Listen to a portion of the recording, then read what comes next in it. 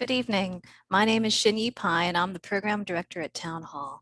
On behalf of the staff at Town Hall Seattle and our friends at Elliott Bay Books, it's my pleasure to welcome you to tonight's virtual presentation with Farah Jasmine Griffin. As we get underway, I would like to acknowledge our institution stands on the unceded traditional territory of the Coast Salish people, particularly the Duwamish. We thank them for our continuing use of the natural resources of their ancestral homeland. Thank you all for tuning in online. Town Hall is proud to be a community-focused organization and a place where we can share and sustain ideas and creativity, both in the beautiful Town Hall space and virtually. Town Hall will continue to produce virtual content as we launch into this new season, including our weekly podcast, In the Moment. Many of our past talks are available in video or podcast form in our digital media library. Town Hall is adding new events and podcasts every day. Upcoming events include Becoming Abolitionist author Derricka Purnell with Nikita Oliver and Darnell L. Moore, and What's Up with White Women, authors Ilsa Govin and Tillman Smith with Karina Hooks in their debut book. Visit our website to join our email list and get the latest updates as more programs are added throughout the season. If you share in Town Hall's vision for a robust community engaged in the arts, science, and culture where everyone has a voice, please consider supporting us tonight by donating or becoming a member. Visit our website for more information. But back to this evening's event. Tonight's presentation will be about 60 minutes, including Q&A. To streamline our audience experience, we've changed the Q&A platform for our events. To submit your question, please use your phone or computer to enter app.meet.ps/Griffin. We'll drop this link in the chat, and when we get to the Q&A portion, we'll remind folks again where to go. We can't guarantee that we'll be able to address every question, but we'll try to get to as many as possible. Please keep your questions concise and in the form of a question. For those who would like to view the program with closed captions, click the CC button in the bottom right corner of the video player. The program will be available for rewatching immediately following the event. Town Hall's work is made possible through your support and the support of our sponsors. Our Arts and Culture series is supported by For Culture, Arts Fund, the Seattle Office of Arts and Culture, the Neshholm Family Foundation, and Wyncote Foundation Northwest. Finally, Town Hall is a member-supported organization, so I'd like to thank all of our members watching from home. Lastly, you'll want to dive deeper into this evening's topic by purchasing a copy of Farah's book. Please use the link in the chat below to pick up your copy through Elliott Bay Books. Farah Jasmine Griffin was the inaugural chair of the African American and African Diaspora Studies Department at Columbia University, where she is also William B. Ransford Professor of English and Comparative Literature. She is the author of numerous books and the recipient of a 2021 Guggenheim Fellowship. She lives in New York. Griffin's new book, Read Until You Understand, The Profound Wisdom of Black Life and Literature, is the subject of this evening's talk. Please join me in welcoming Farah Jasmine Griffin. Thank you so much. I'm thrilled to be here. I wish I were actually in Seattle, one of my favorite places, one of my favorite parts of the country. But thank you tonight for joining me and for giving me the opportunity to talk about my new book, Read Until You Understand, The Profound Wisdom of Black Life and Literature. I'll talk a little bit about the book and then I'll do a reading, and then I'm looking forward to having conversation with you all. I had three goals when I wrote this book. One, most importantly, I wanted to share my passion for a body of literature written by African American writers and to offer a way, not the only way, but one way of reading them that might illuminate our understanding of some of the most pressing issues of our time, issues around race, democracy, things like that, protest. I wanted to honor the many teachers in my life, in person and on the page, most especially my very first teacher, my father, who died when I was 9 years old, and the writings of the great, great writer, Toni Morrison, both having shaped my life and my learning in ways for which I am forever grateful. And thirdly, I wanted to give a gift to book lovers, to readers, with this book, which is about books, a book that I hope is a work of literature itself. My father was my first teacher in Philadelphia, a Philadelphia that was still recognizable from W.E.B. Du Bois's The Philadelphia Negro, even though for us, it was the late 60s and early 1970s.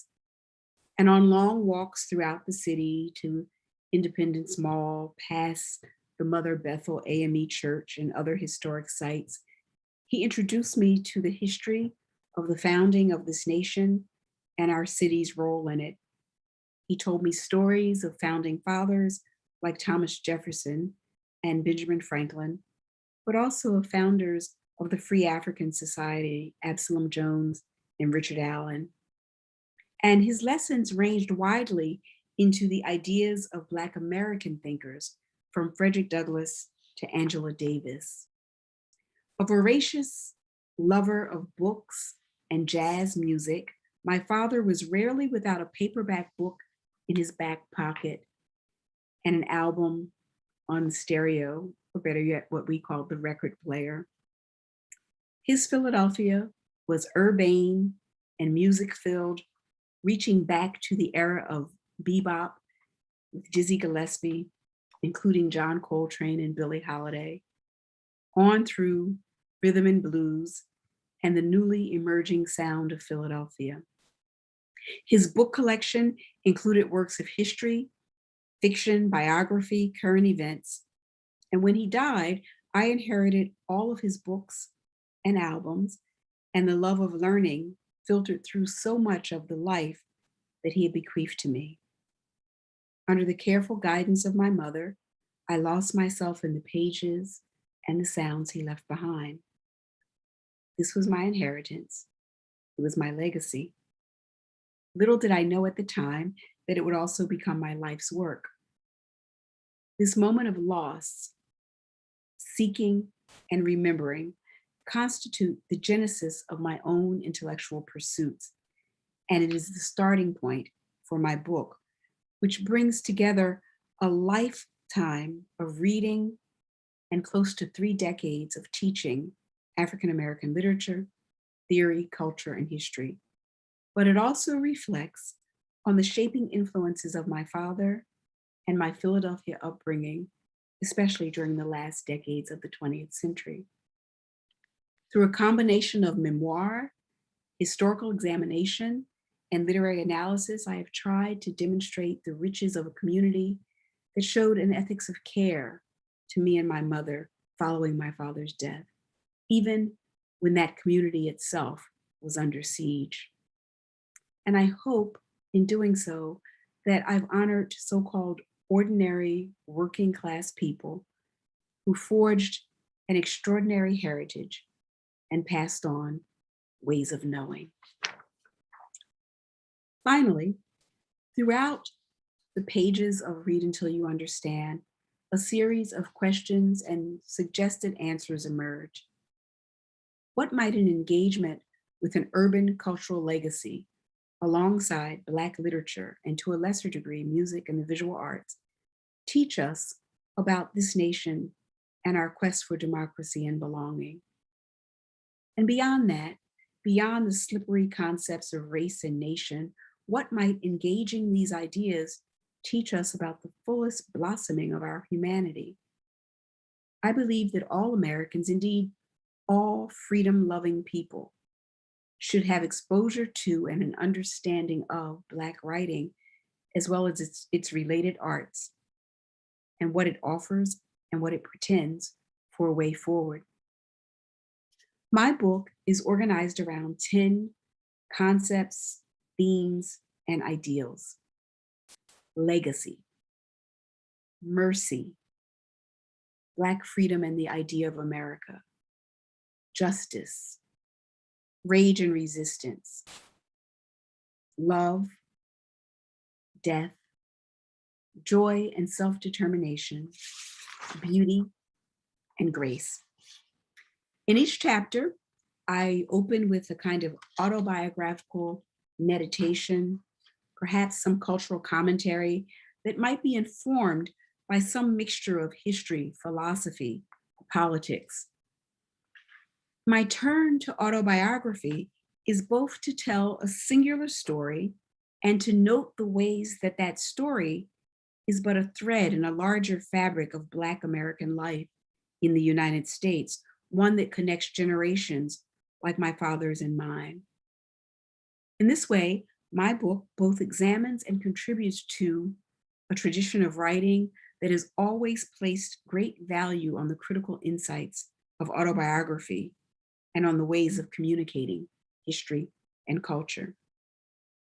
The richness of the works I write about, blended with stories from my own family and community, resonate with and amplify the notion of literature as equipment for living, and demonstrates the ways that the humanities help to give us materials to live with, to accompany us on our journey with others on this planet. I try to reveal how a people have lived for generations with style, grace, brilliance in the face of persistent crisis and catastrophe. I began writing this book during and shortly after the 2016 presidential election. I completed the first draft of it in the midst of a global pandemic and an uprising to advance Black freedom. Throughout that time, the stories that I tell, the literature that I share, and the values that it posits remain urgent and I think necessary. I'll share with you now a bit from the second chapter titled Question of Mercy, and it begins reflecting on the days following my father's death in March 1992. If we did not experience mercy at the hands of the police, perhaps because we had not, the days and weeks that followed my father's death were awash with the warmth, generosity, indeed mercy of my family and neighbors. At least that's how I remember them. And though consumed by grief, my mother and I were the beneficiaries of a love and kindness so deep as to defy description. Our family and neighbors protected and provided for us.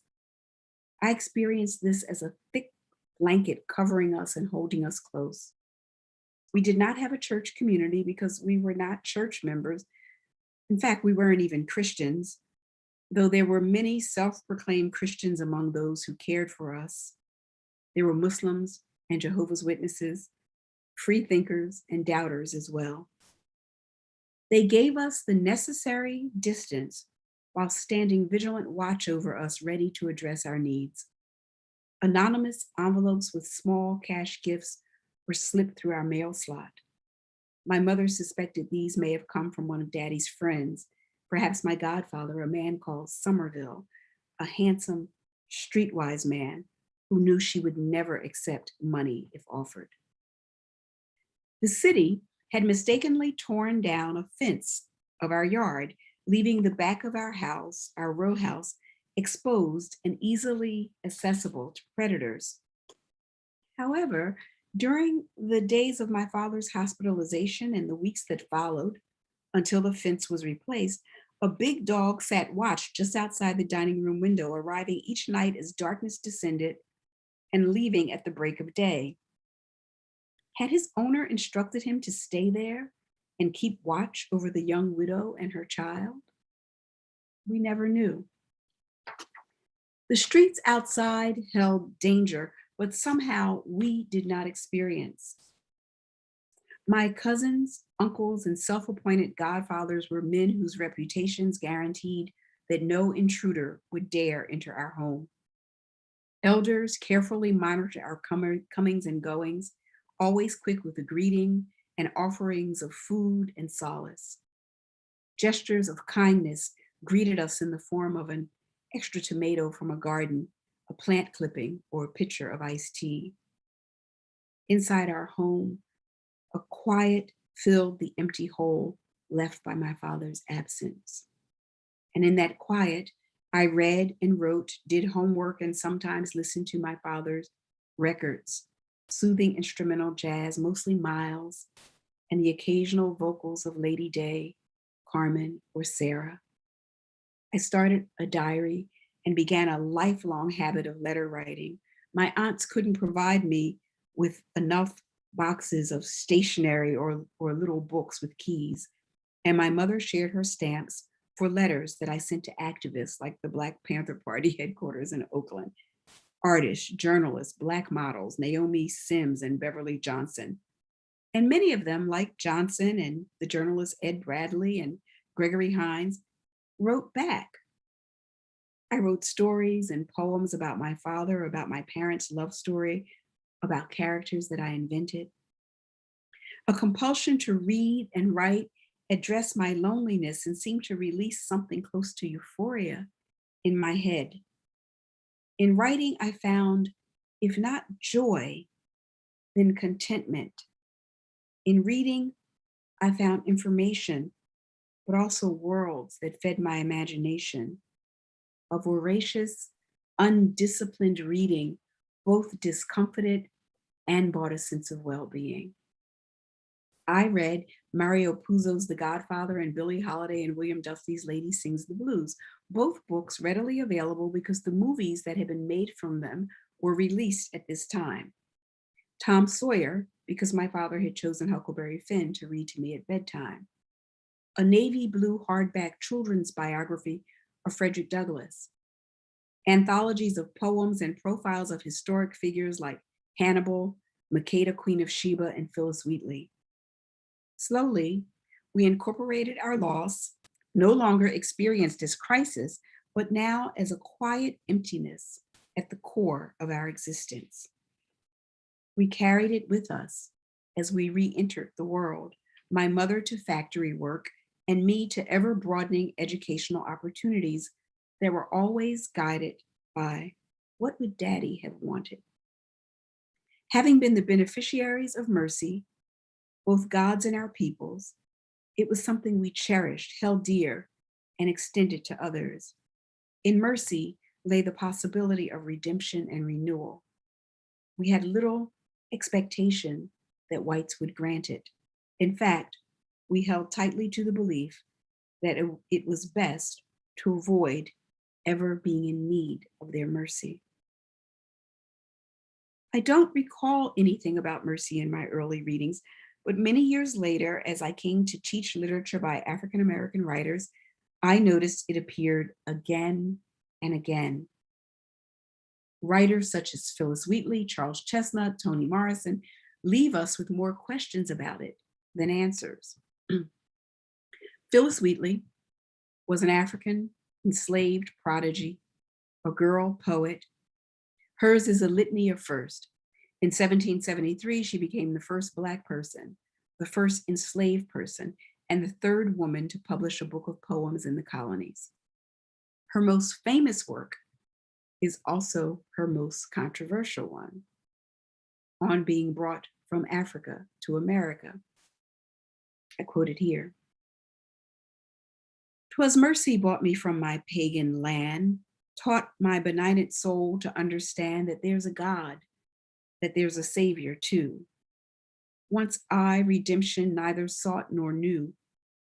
Some view our sable race with scornful eye. Their color is a diabolic dye. Remember, Christians, Negroes, Black as Cain, may be refined and join the angelic train." Celebrated, reviled, and eventually revisited, this poem has had many lives. Initially celebrated as evidence of Africans' capacity for intellectual pursuit, evidence that genius exists among the darker races, later it was reviled by Black thinkers because of its representation of Africa as unenlightened and pagan, and because it expressed a sense of gratitude for the slave trade. Wheatley seems to assert that neither human violence nor greed brought her from Africa to America. These were but the vehicles for an act of mercy granted by God. Enslavement is the price paid for salvation, for conversion, for Christianity. When the poem is revisited in the 1980s, we move finally from the opening lines to the closing ones. Christianity gives her the authority to challenge racism and claim equality.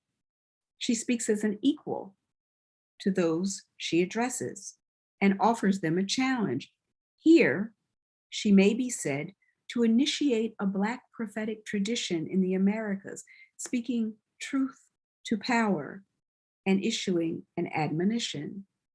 However, in order to be granted a hearing, she must accept the absurd terms presented to her. Africa is pagan.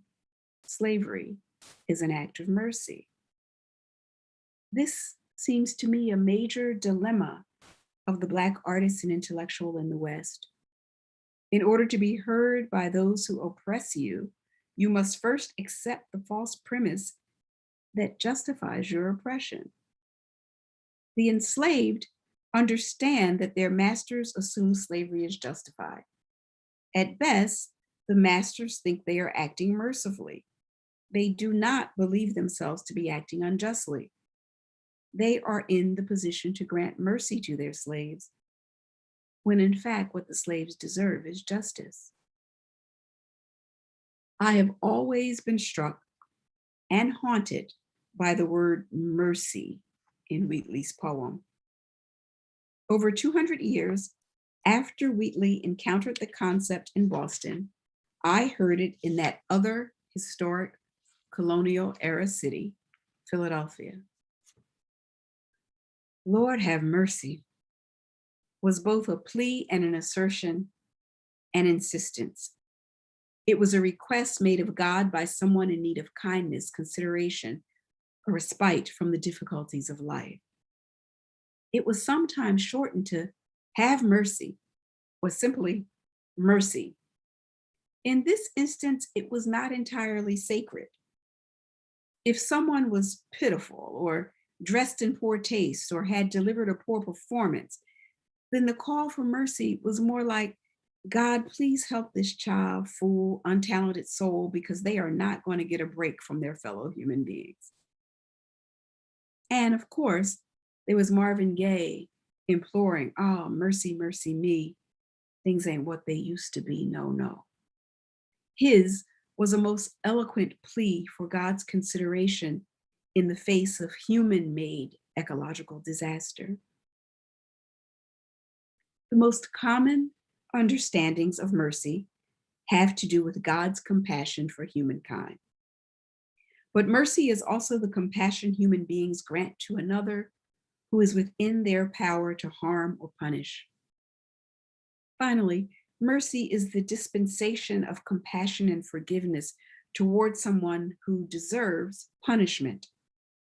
In all of these instances, mercy is granted to someone who has not earned it. In Wheatley's poem, mercy brings her Christianity, and Christianity grants her the equality and authority upon which to challenge white Christians. This is the Calvinist notion of the fortunate fall. However, if mercy is defined as being spared the punishment you deserve, who actually is in need of it? The African child or those who capture and enslave her?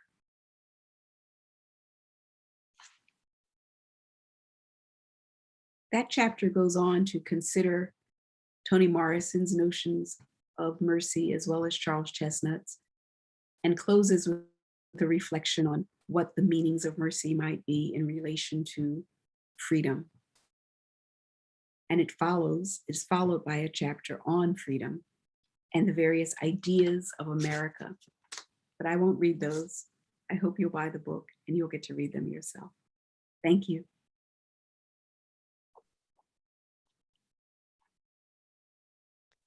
Thank you so much, Farah. It was so lovely to hear you read. Thank you. Yeah. We're going to transition into our audience Q&A. So if you're watching, make sure to enter your questions in the link that we have below. It's the Meet Pulse app, but you can also post them in the comments on YouTube if that's easier for you all. But Farah, I heard you, I wanted to kind of start out, you talk about obviously the wisdom of Black literature and all of the kind of ideas that it has to give us. And I heard the Marvin Gaye quote and I really loved that. I wanted to know if you're looking to any like contemporary Black music artists and the kind of wisdom that they have to share in that same kind of vein. Yeah, so I don't so much. I mean, I do have an entire chapter on music, and it's a chapter that is about a small restaurant that my family owned, and the jukebox that was there, and the music on the jukebox, and the discussions that it engendered. And Marvin Gaye is very big in that, and so is Stevie Wonder. But there are tons of other musicians. And that chapter doesn't close so much on contemporary artists, but it closes on two phenomena of the pandemic. One, the D-Nice club quarantine kind of dance parties that he DJ'd, and that hundreds of thousands of people logged in for during the early days of the pandemic, and the versus battles. And it ends with the versus battle between Jill Scott, Philadelphian, and Erykah Badu. And while it doesn't talk so much about the lyrics of their music, it talks about the capacity of that music and those moments to create community and to offer healing. Even as we were, sort of quarantined and alone, we were still with others as we participated in that, and that's in the tradition of a certain kind of Black artistry. Great. I'm so excited to read that chapter.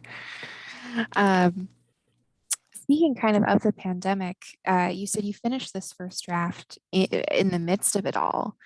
What can you talk a little bit of the significance about that, like where you were? Yeah, so in some ways, I finished it because of the pandemic. Like I had been working on it and stealing away time. And I'm a professor. I was an administrator. I was a chair of a department. Um, and then I was traveling all over the world. Actually, I was on my way to London when things shut down, and I couldn't go. Goodness. And so suddenly, all those hours that I would spend in airports. And also, while I continued to teach and have meetings, like having to go to campus and all that, I just got more time. And also, it was quiet, but quiet in a very mournful way because I was in New York and there was so much death here. And so it really did find its way into, it created the opportunity, the time and the opportunity for me to finish, but also really sort of made the questions that I was raising and talking about all the more urgent in some ways.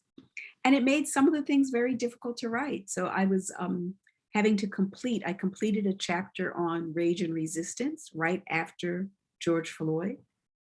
And I went back into the chapter on death during that part of the pandemic when we were losing so many people.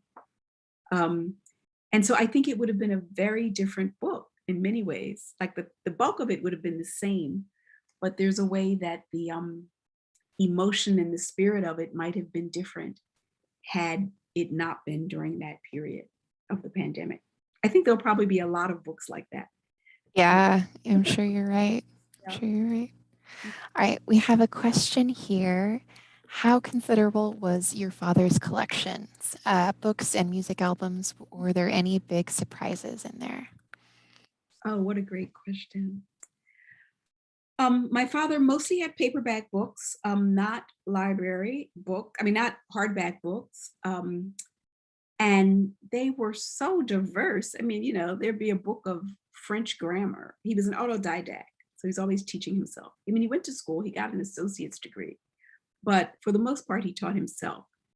So I think like books of French grammar or some old like book about Jewish mysticism or something were very much surprises to me. Books of anthropology, because I realize now that those were some of the early books about Africa, and he was trying to learn about the continent of Africa. He did not, it's interesting, there were not conventional bookshelves in our house. We had a small little row house. So he had taken all the dishes out of the china closet, and those were filled with books. And then there was a clothing closet upstairs in a room that was full of books. And there'd be some fiction, there'd be some sociology. There were always books of American history. And interestingly enough, I don't think I was so surprised by what I found, but what I found helped me solve mysteries. Oh, this is why he liked this, or this is why he did this, or and I love finding the ones that had might have his handwriting in them. So not so much surprises, but just mystery solved, maybe. What were those mysteries solved? Like, what was one of the things that you found out through looking through his collections? Love of French. Mhm. And, it's interesting, like, as much as I identified with my father, and mostly I pursued things that he pursued, I did not pursue French. I decided to study Spanish. I thought I was more practical with studying Spanish instead of French. So I think that was one of the surprises for me. And, some of the Jomo Kenyatta's Mount Kilimanjaro book or something like that. Those were some of this. And that one on that sort of weird book that was kind of falling apart that I realized later was a kind of book on Judaism or kind of Judaic mysticism.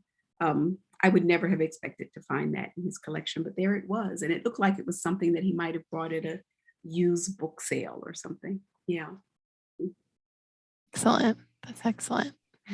Has there been any kind of new literature that you've read and you've like, oh, he would love this, and it like brings some of that wisdom in that you're Yeah. looking So for? I Yeah. think more than saying, oh, he would have loved this, what happens when I read things that I don't know that he read or had out since he died because I wonder what would he have thought of this? And mostly I wish I could talk to him about it, you know? So that's more what it, I don't have a sense of what he would have thought. Sometimes I think, like, I would love to talk about, I write about Barack Obama's autobiography. I would love to talk to him about that because some of their reading was actually the same. Much of Obama's autobiography is about his own reading and coming to a sense of his identity and a sense of himself as a thinker and writer and political figure through books. And a lot of them are books that my father also read. So I would love to have spoken to him about that. I would love to, I would have loved nothing more than to introduce him to have introduced him to Toni, because he had not read Toni Morrison. I would have loved to introduce him to her work, or more lately to someone like Jesmyn Ward. So mostly that's what it is. It's not that I have a sense of what he would have thought, but conversations that I wish I could have with him. Yeah. So kind of, do you feel like there is a piece of Black literature that's especially important that tends to be forgotten about? Like, what do people not teach that they should teach? Yeah. I don't know if it's that people don't teach. I think that it's for people who haven't taken a course, maybe they're writers who they don't get exposed to. I have a chapter here on, it's mostly about the 19th century poet and abolitionist Frances Ellen Watkins Harper. And she's in the chapter on resistance because I try to bring, and I wrote this during the height of kind of the Black Lives Matter protest to show that it was, that there's a whole history of protest. And so Frances Harper, again, she was a Philadelphian. She moved to Philadelphia. Philadelphia was a hotbed of abolitionist activity. And I talk about, just the campaigns and the excitement and the fugitive slaves who were coming through, and how courageous were the Quakers and the Black abolitionists stealing them, or fighting the people who would come to try and take them back. And Harper devoting herself to the anti-slavery cause because someone is taken back, a free man is kidnapped and stolen and sold and enslaved, and he dies. And then she writes one of her most famous poems, Bury Me in a Free Land. And I talk about that poem, but also that when she would give her talks on the abolitionist circuit, she'd read the poem. And that she sent the poem to, when John Brown, after Harper's Ferry, she sent the poem, she wrote letters to John Brown, she befriended his widow. She sent the poem to one of the Black men who was with him, and it was found amongst his possessions after his execution. And so I try to make that literature that people might not be exposed to really come alive and make it relevant to our moment. And I end that chapter by comparing Harper to some of the young women who were most eloquent during the protest in the spring of 2020, right? That they are sort of like her daughters in some ways. I love that. That's so beautiful. Great. And I also happened to, I fell in love with Frances Harper when I was a college student, and I discovered her and I thought, she was in Philadelphia. Daddy didn't know anything about her. I could have taught him, I could have taught him about her. Have you been back to Philadelphia since, recently? All the time. Yeah. My family is still there. My mother is there. I spent the early part of the pandemic, the first 3 or 4 weeks there with her. I have nieces and nephews there. I'm in Philadelphia quite regularly, like rarely more than 2 weeks am I not there. And I wrote portions of the book in Philadelphia too. So yeah. You're keeping those roots, that's good. Yeah. Good. Great. So as far as like things that you've taken from your students, because you've been teaching so long, I'm sure there's been so many things that they've brought up. What's like something that you have taught one of your students that you didn't think you were teaching them that they've brought to you? Oh, wow. That's a great question. In fact, it's not even something that I've taught. It's what they've taught me, So I used to teach a course called something like African-American novels or novelists and the question of justice. that my teaching is often the basis. My scholarship is the basis for my teaching, and my teaching informs my scholarship. So the chapter in this book on justice came out of teaching that course, and I taught it both as a graduate course and as an undergraduate course. And my students would say things like, there's nothing about, you know, you've given us all of these different books, and I was teaching everything from Hurston to Charles Chestnut, you know, to James Baldwin. And they would say, well, what about, there are no books about Black vigilantes.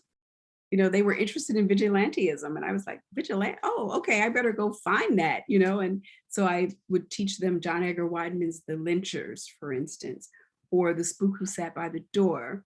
But I would not have done that had they not asked me for that. And each one of those, you know, if I were to go through, I taught that course over a number of years, maybe 4 years. And each time the syllabus was tweaked and changed a little. And that tweaking and that changing was a result of what my students asked me or brought to me. So that's one example. Another example is I once taught a course on writings about Black girlhood. And it was both fiction, like Maya Angelou, I mean, autobiography Maya Angelou, or fiction, The Bluest Eye. And works of sociology. It was an interdisciplinary course. And it was the most remarkable course. I had the most wonderful students. And they said to me, we have to have an extra class. And I thought, are you kidding? It's May. I have never had a student ask for an extra class, but they wanted an extra class. And I said, well, why? And they said, we have to talk about Beyonce's Lemonade. And I thought, you've got to take it over, because I don't know what to say about it yet. It just came out, you know. And so they did. They took over the class and they taught the class, and they showed how almost all the works we'd read spoke directly to that project, you know. And I thought, okay, I could never teach this course again without having Beyonce on the syllabus, you know. Yeah. So they've always done that. I mean, I'm a better teacher. I have better courses because of what they ask of me and require of me and teach me. That is excellent. I love that, kind of bringing that into the very current events at the time. That's awesome. Right. So on the one hand, it's like, okay, I taught you something because you see your moment differently because of what you read, and now you can teach me about your moment, you know. So it's really there's a reciprocity in that relationship. Yeah. Man, I want to take your classes now. Do you talk at all about kind of Black narratives in sci-fi or fantasy works? You talk a lot about novels and fiction, but kind of in that more, Yeah. you know. So in this book, I do not. Although, you know, it's interesting. I've taught for years. I've taught Octavia Butler, and during that first year, that spring when we were all forced home, I changed my syllabus, and we ended the class with Octavia Butler's Parable of the Sower.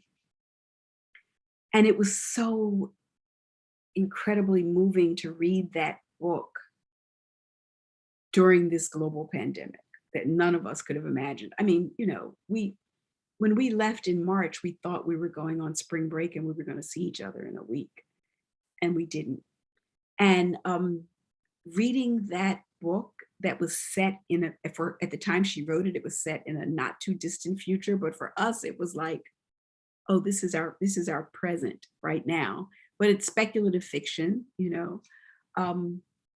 It was really remarkable reading it. And in some ways, it was as if the sort of realist fiction that we had been reading simply could not really speak to the weirdness of our moment, that we had to move beyond realism in order to really speak to what we were all experiencing and going through.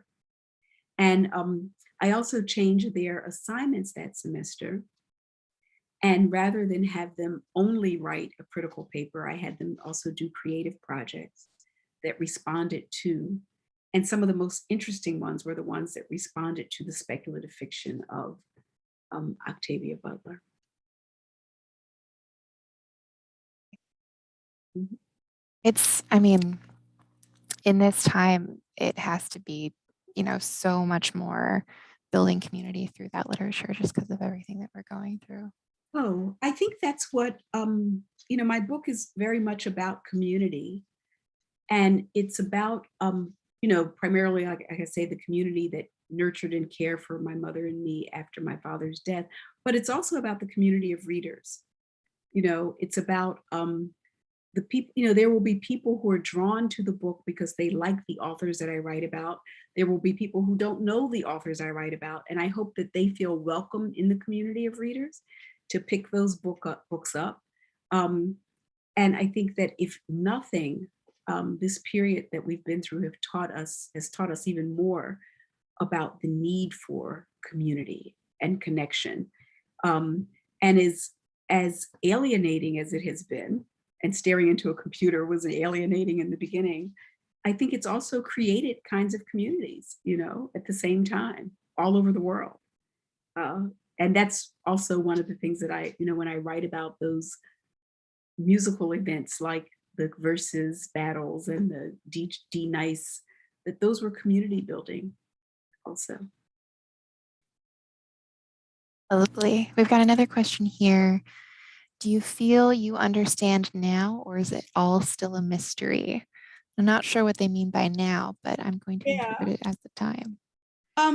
So people ask me that question about read until you understand, and read until you understand, I think, is not it's not a destination, it's a process. And so truthfully, it means that I will be reading for the rest of my life. And one of the things I know is the more I know and the more I read, the more I know I don't know. The more I know how much I don't know.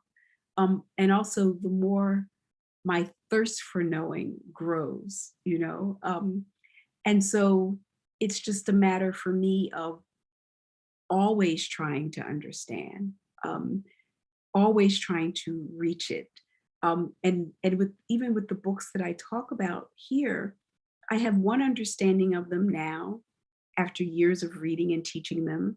And I also know that each time I read them, I have a different understanding, or I see something that I didn't see before, or I identify with something differently. And so that when I'm 75 years old and I'm rereading them, or I'm reading something completely new, I know, I was going to say I hope, but I know that I'll still be discovering something. It's a constant, to read is to be in a constant state of discovery, I think. So yeah, the answer is, I do I understand? No. I understand a little more, and I'm still trying to understand more. We all. Goodness. All right. I'm going to give you one last question. What's on your to read list? Oh my goodness, are you? Or what's next? It's so vast. But I just read a new novel by Gail Jones, first novel in like 20 years, Palmares. I just finished that. I'm reading the Nigerian author Wole Soyinka's new novel. I'm reading that now. I picked up Honore Fanon Jeffers' Love Songs of W.B. Du Bois, and I didn't want to put it down, but I had to read these other things, so that's sitting there waiting for me to read. Tarana Burke's Unbound, I want to read that. I have so many things. There's a new book about Roe v. Wade that I want to read that I just saw. It's actually about the woman who brought the lawsuit. So yeah, there's a whole stack, a whole stack of things. I want to read the new Colson Whitehead. I want to read all of that. Yeah. We've got one more question coming in that I am actually really curious about. Okay. But thank you for sharing your to read list. You're making mine longer, which is great. So what, for someone who has little experience with reading poetry, what poets do you recommend? Wow, that's a great question. So I love Honoré Fanonne Jeffers, who's now really being known because of this epic novel that she's written, is known as a poet. And she has a book that came out before this novel called The Age of Phyllis, which is about Phyllis Wheatley, inspired by Phyllis Wheatley, imagines Phyllis Wheatley. I think that's a wonderful book. I recommend it to everyone. I love Natasha Trethewey. I love her poems, but also her memoir.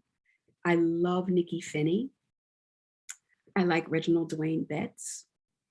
I like Elizabeth Alexander. I think that we are in a moment of, and have been for the last 10 years or so, of a real kind of wealth of extraordinary poetry. And so I would say pick up a book, and even if you don't understand it, you might find yourself nonetheless drawn to the images and the language. And then one final thing is I follow this Twitter account. I don't know who it is, but it's called like Sappho or something, based on the Greek poet Sappho. And they will share bits of her poetry, I guess translated from ancient Greek. And every day they share it. And that if I can't get any other poetry in, I get the Sappho in through that Twitter account. So I recommend Awesome. it. Yeah, I'm going to go follow that now. That's great. Yeah. That's wonderful. Well, thank you so much, Farah. Thank you for the opportunity. I so enjoyed it. Yeah. Is there anything else, any kind of last words you want to give? Anything you want to plug more than obviously just your book?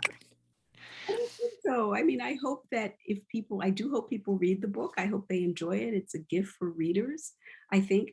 And then pick up some of the books that I talk about if you haven't read them, and take a look at those as well. Oh, I forgot to say with the poets, one of the last works that I talk about briefly is the poet Rita Dove. And Rita Dove is just the most amazing poet in the world. So read Rita Dove. Rita Dove. Okay. Perfect. It's on my list. Okay, good. Okay. Well, thank you so much, Farah. Thank you so much for sharing this with us. For all of you joining us from home, thanks for tuning in. If you'd like to buy a book or a copy of Farah's book, which you absolutely should, you can do through our bookseller partner, Elliott Bay. The link is in the chat below. If you want to find more of Town Hall's events, be sure to go to townhallseattle.org. You can also donate there. This is a member organization, so if you'd like tonight, make sure to look into our membership options. And other than that, have a lovely evening, everyone, and good night. Great.